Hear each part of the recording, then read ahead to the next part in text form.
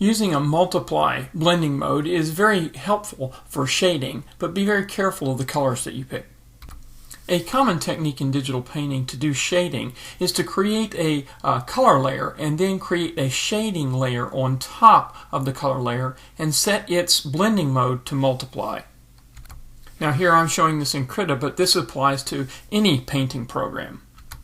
Now here I have a soft airbrush and I've set the color to a gray color in the mid-tone range, and you'll see I'm painting on the shading layer. And as I paint here, we can see that no matter what the color is, we have a shading effect happening.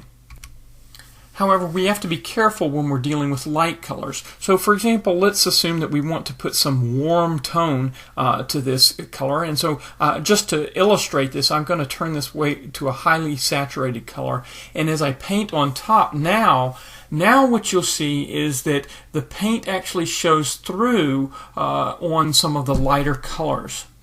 The same thing is true if I select a cooler color, and that will show up on the lighter colors as well.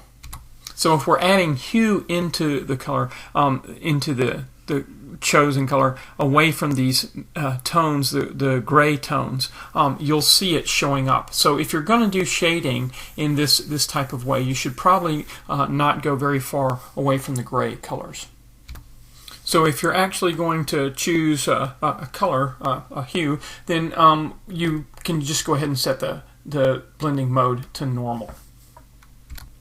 And there you'd want to pick a color that is very close to the actual color that you're trying to shade. So I hope that helps.